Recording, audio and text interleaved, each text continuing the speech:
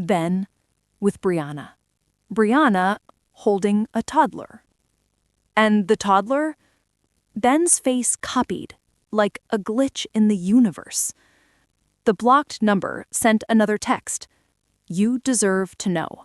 Meet at 8 p.m., corner of Haven Street and 5th. Come alone. Normally, I wouldn't go, but nothing about my life was normal anymore. The meeting. The street was dim, quiet, tucked behind old brick buildings. A streetlight flickered overhead like it was anxious too. A woman stepped out from the shadows. Not Brianna. Someone older, worn down by years and secrets. You must be his wife, she said. Ex-wife, I corrected sharply. She nodded. Good. You'll need that strength. Then she introduced herself. I'm Emma, Brianna's older sister. She pulled out a small envelope. Inside, hospital bills, birth certificate, paternity results, and Ben's signature. The child's name, Mia Carter. My last name. Before I knew the betrayal was deeper than cheating, deeper than another woman. This baby isn't just an affair, Emma said. She was the plan. The scheme. Ben had been seeing Brianna long before 6 months. 2 years. It started when Brianna lost her job. Ben offered to help. Emma continued. He convinced her he'd leave you soon, that he needed to stay until finances were settled so you'd stay secure. I recognized that line. He'd said it to me before during fights, preaching about responsibility and our future. Emma handed me more papers, financial ones, joint credit card charges, travel receipts, apartment rental in Brianna's name, paid with our savings account. Brianna believed him, Emma said. She thought he was building a family with her. But the moment she got pregnant, he turned cold. Cold. Exactly like he did to me once he thought he didn't need my loyalty anymore. Emma's voice cracked. He told Brianna she was a liability now, that she'd ruin everything. My stomach twisted. Ben wasn't leaving me for her, he was using both of us.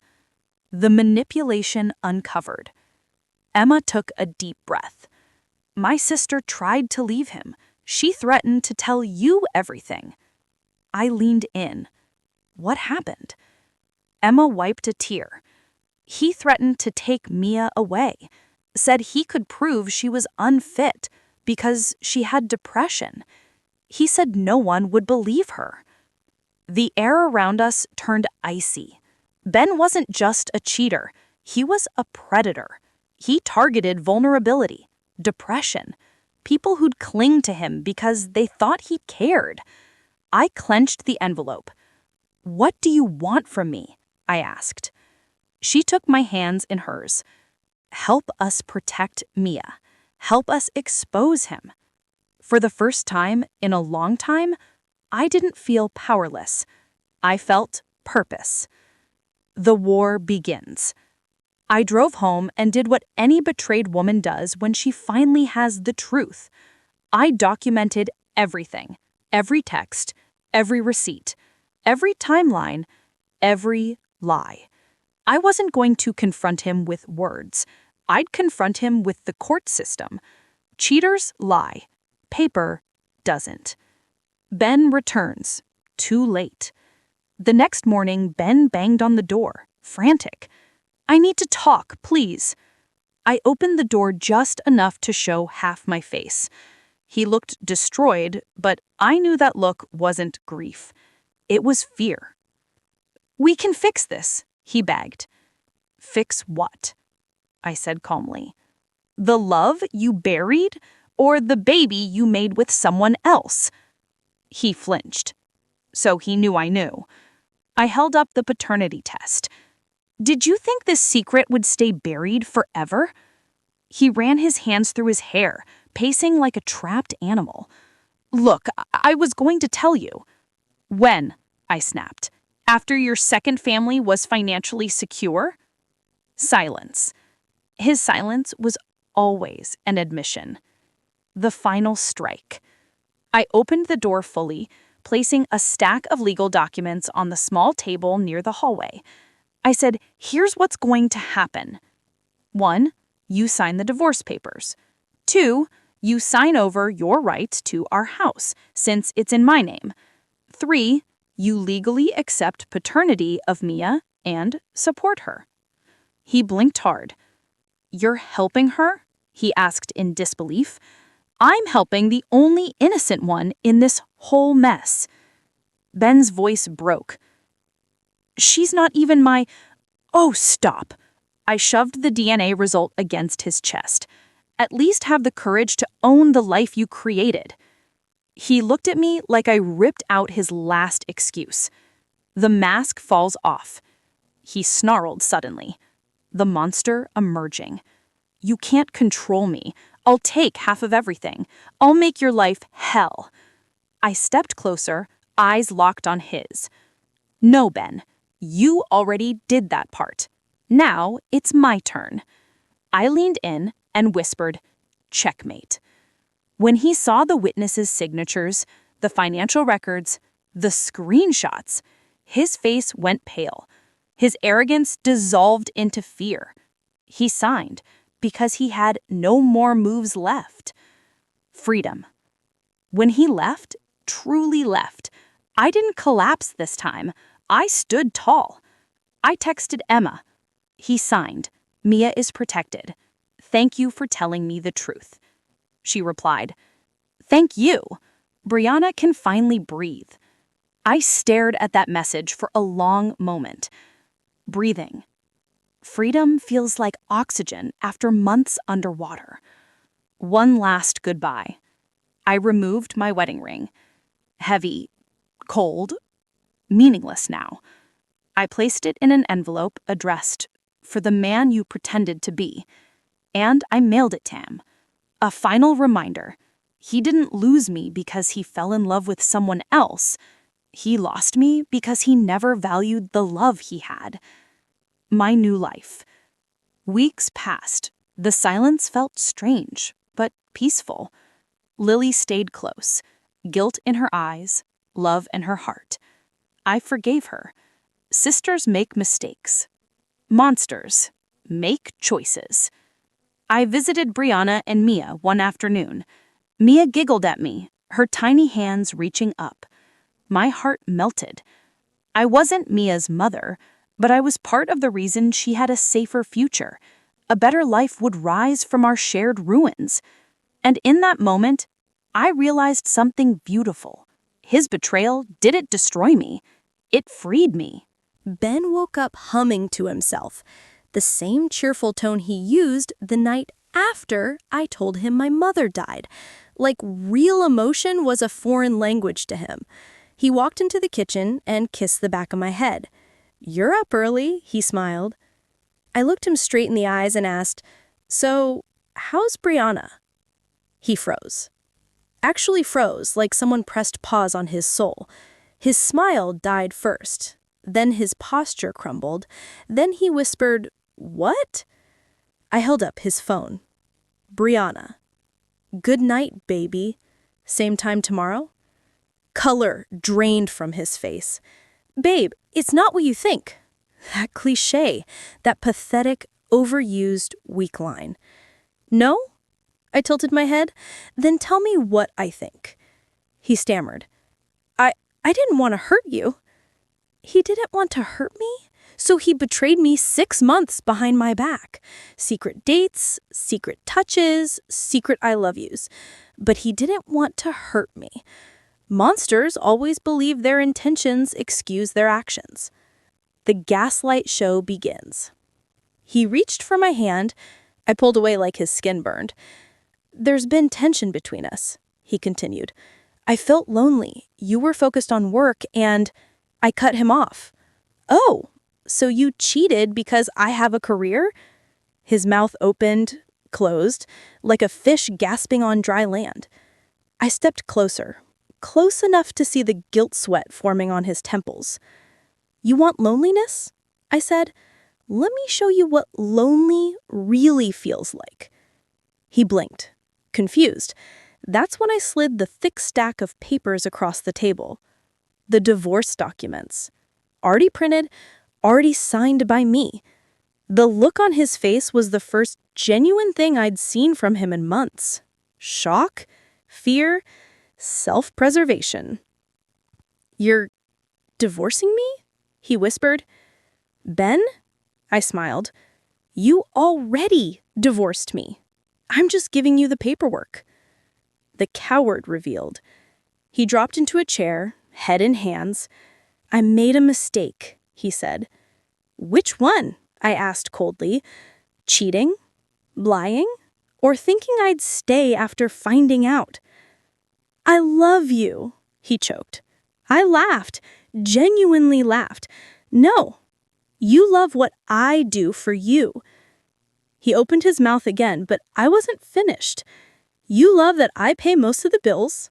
You love that I clean up the pieces of your life. You love that you never had to grow up. I pushed forward a folder labeled Financial Assets. You also love that everything is in my name. His eyes widened. That's when I delivered the hit. You'll be moving out today. What? I have nowhere to go. Oh, but Brianna has a place, I said sweetly. He looked like he might throw up. The truth bomb. Then I asked him the question every betrayed spouse must ask once. Did you ever plan to tell me? Ben stared at me for a long time. Finally, he admitted. No. There it was. The bullet. Straight to the heart. He never planned to choose me.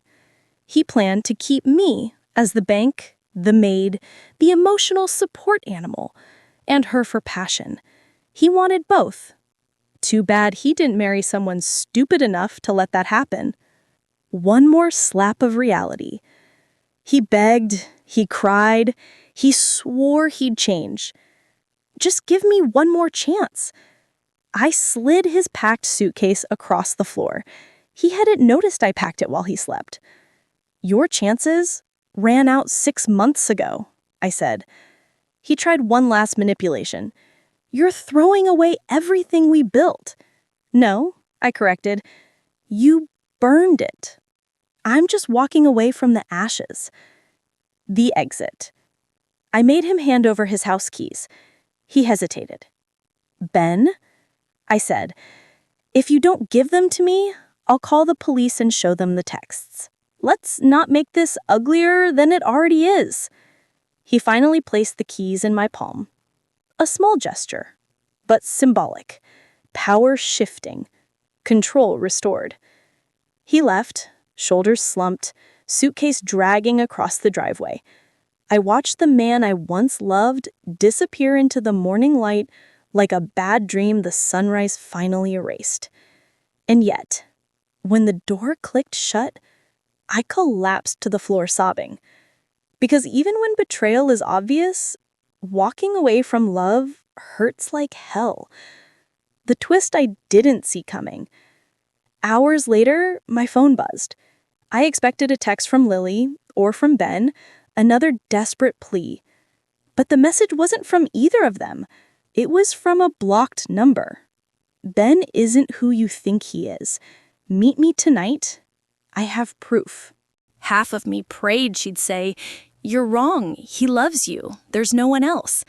The other half needed her to confirm my worst fear so I could finally stop gaslighting myself. We met at a little cafe near her office, the kind of place that smelled like nostalgia and cinnamon. Lily looked nervous, like she already knew why I asked her here. She hugged me tight. "Hey, are you okay?" she asked. And that simple question broke me. I didn't cry, not at first. I just stared at her and said, "I think Ben is cheating." Her face changed, like she'd been holding her breath for weeks. "What do you know?" she asked softly. Not "why would you think that?" Not "Ben would never." Just "what do you know?" That told me everything. The sister who couldn't lie.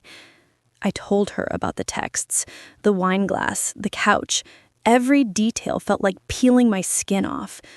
Lily sighed and looked down at her coffee.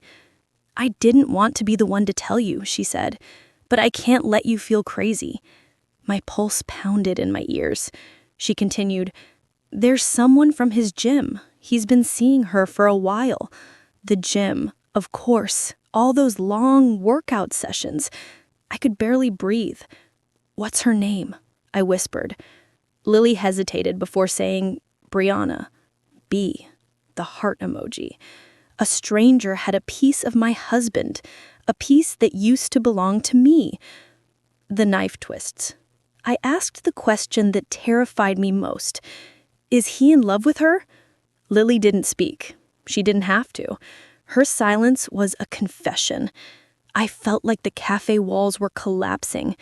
The air turned thick. My wedding ring felt like a handcuff burning my finger.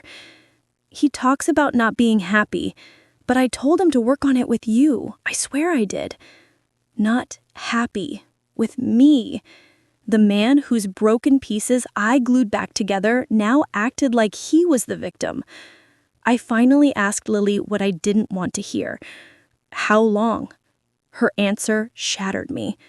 Almost 6 months. 6 months. My entire reality was a lie for half a year. Anger awakens. On the drive home, tears burned hot and furious.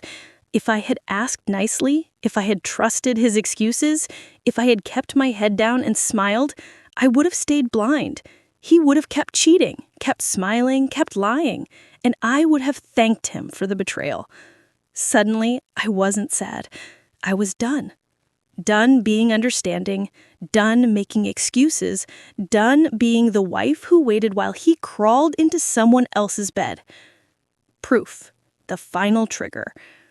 That night, Ben came home whistling like a man without a conscience. He kissed me on the forehead. You okay? He asked. Oh, perfect, I replied. We ate dinner, talked about work. He showered. He said goodnight. And then his phone lit up on the nightstand. Brianna. Heart emoji. Good night, baby. Same time tomorrow? I didn't even blink. I took a picture of the screen before the notification disappeared.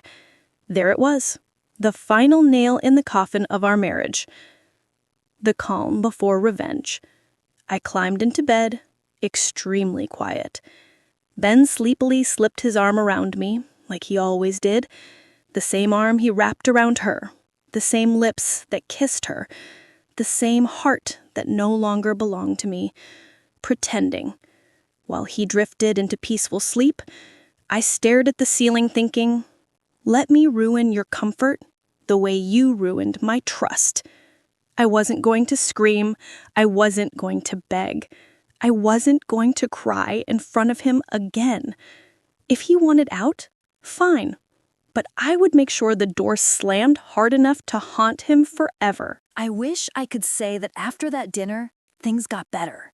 That I woke up the next morning convinced I was paranoid and insecure. But the truth is, once doubt cracks the foundation, every little thing feels like an earthquake, and I was living through aftershocks. A growing shadow. The next 2 weeks were a blur of tiny lies. Ben came home late 3 times. He said traffic, then work, then helping a friend move, none of which required a cold shower before speaking to your wife. And his phone? Always face down, like it was ashamed of itself. Whenever I walked into the room, he locked it instantly, muscles twitching like muscle memory. He even started taking it to the bathroom, which he never did before. My gut was screaming, but my brain was whispering, maybe he's planning something nice. Yeah, right. That was the comforting lie I fed myself so I could sleep. The first clue. One night, I went to toss his work clothes into the laundry basket and found a fast food receipt in his pocket. No big deal, right? But Ben hated fast food. He lectured me on carbs and preservatives. There was no reason for him to be eating fries and a strawberry milkshake at 7:42 p.m. on a night he claimed he skipped dinner because he worked late. I stared at that receipt like it was a betrayal contract, because it meant one thing. He wasn't where he said he was. And worse, he wasn't alone enough to order something he liked. Snooping. The line I swore I'd never cross. I used to judge women who snooped. Just talk to him. Communication is key. All those naive quotes from my pre-betrayal era. But at 1:13 a.m., sitting in the dark with my heart pounding, I crossed the line. I grabbed Ben's phone while he slept. Face ID didn't work, obviously, so I grabbed his limp hand and tried to angle it toward the screen. It failed twice. My nerves were shot. My hands were shaking so hard I thought I'd dropped the phone. On the third try, check. Unlocked. I felt sick, guilty, terrified, but I kept going. The truth begins to surface. Texts with coworkers, texts with friends. Nothing suspicious. Then one contact, B, with a red heart emoji. My stomach dropped. Why did Ben have someone saved with a heart when he never even saved me with a heart? I tapped it. What I saw wasn't explicit, not yet, but it was intimate enough to break souls. B, I miss you today. Ben, I miss you more. Counting the hours. Counting the hours until what? Until she steals him again? I scrolled faster, until my thumb froze on a photo. Her feet. Ben's couch. A wine glass in her hand. In our home. I wanted to scream, but swallowed it because he was sleeping right next to me, peacefully, like he wasn't destroying my world. Morning pretend. The next morning, Ben brewed coffee like always. He kissed my cheek like always. He asked, "Sleeping okay?" like always. I wanted to throw the mug at his lying face, but instead, I lied back. Yeah, slept great. We smiled at each other, two actors trapped in the same scene, pretending we didn't know the script was tearing. The plan. If I confronted him right then, he'd twist it, make me look crazy. I needed more proof, and I needed to hit harder. So I reached out to the only person whose life was tangled with ours. Lily, Ben's sister. Smart, observant, someone who might know something or everything. I texted her, "Lunch? Just us?"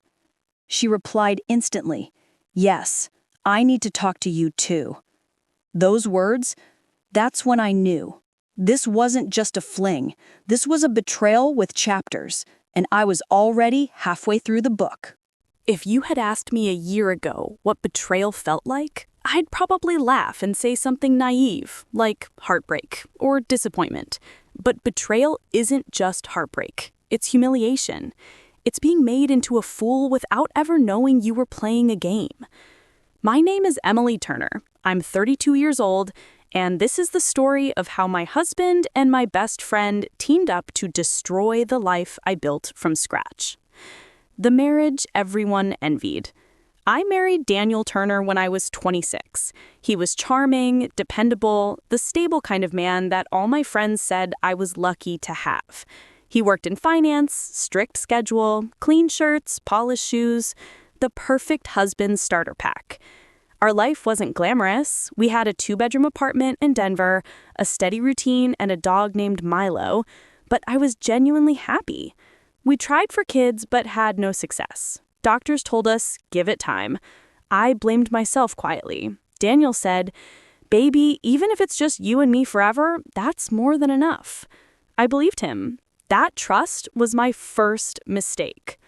Introducing the storm, Vanessa. You know those friends who enter your life quietly and then end up detonating it? That was Vanessa. We met at a yoga class. She was outgoing, sarcastic, the kind of girl who called everyone babe within 5 minutes. She had infectious humor and a confidence I always envied. She was also stunning. Long blonde hair, curves that turned heads, and a smile that made men stupid. But I never imagined she'd make my husband stupid too. the friendship that felt like a lifeline. Vanessa was fun, the kind of fun Daniel said I needed more of, so we became inseparable. Coffee dates, weekend shopping, endless voice notes, sleepovers during girls' night. She shared everything, her dating disasters, her toxic ex, her dreams of being an influencer.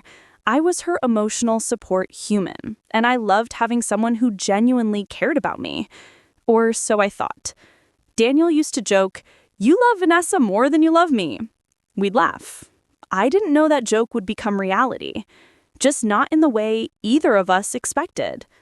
The first strange shift. Vanessa started coming over more, especially on nights Daniel worked late. At first, nothing felt wrong, but then small things began to prick my instincts. She complimented Daniel too much. She remembered tiny details he mentioned. She dressed better when he was home, and Daniel, he smiled more when she was around. One night, I noticed Vanessa's lipstick on Daniel's water bottle. It felt like a mosquito bite, small, but enough to make you scratch. When I asked Vanessa, she giggled, "Oops, I probably just drank from the wrong one." Daniel brushed it off. "You girls share everything anyway." I laughed too, covering up the sting. The business trip that never happened. Daniel told me he had to go to San Diego for a 3-day conference.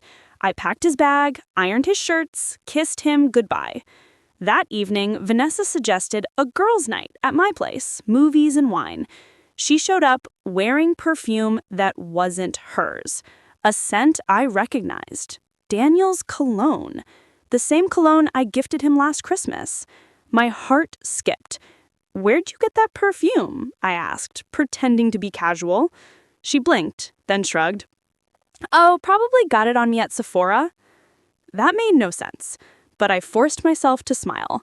Later, I peeked at her phone when she went to the restroom. There were dozens of notifications, all muted. A lot of D's in the message list. Danny, Dan T, D, yellow. Before I could scroll, Vanessa came back and snatched her phone. "Privacy, please," she smirked. My heart didn't just drop. It screamed. The hotel receipt. Daniel returned from his business trip 2 days earlier than planned. He brought me chocolates, my favorite, but the guilt was dripping off him like sweat. When he showered, his wallet fell from his pants. A receipt peeked out. Hilton Downtown, Denver. 2 guests, King Suite.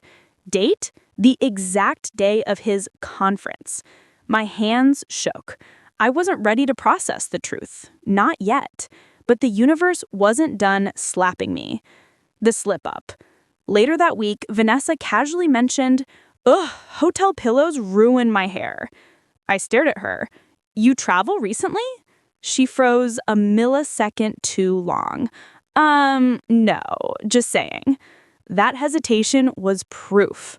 I looked at her the way you look at a puzzle piece that finally fits, confirming the picture you hoped wasn't real.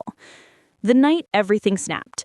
Daniel announced he had to work late again. His tone was robotic, zero effort in lying. As soon as he left, Vanessa texted, "Babe, I need to tell you something." She came over shaking, tears in her eyes, mascara smudged like she'd practiced the breakdown beforehand. "Emily, I did something horrible." I held my breath. "Daniel and we kissed. It was a mistake, I swear. I felt so guilty."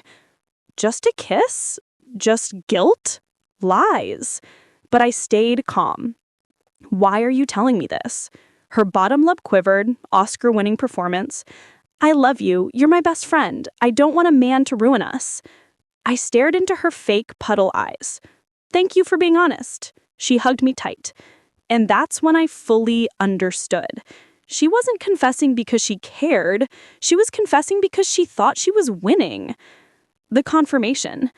Minutes after she left, I grabbed my keys. I drove to Daniel's office. His car wasn't there. I checked the hotel app using Daniel's logged-in account on our shared iPad. Reservation active. Suite 1432. I drove like a woman possessed. My heart thudded like war drums. The elevator to the 14th floor felt endless. When I reached the hallway, I barely breathed. Then I heard it. Vanessa's laugh, inside the room, the same laugh she used when mocking other people's relationships. I didn't knock. I slammed the door open, and there they were.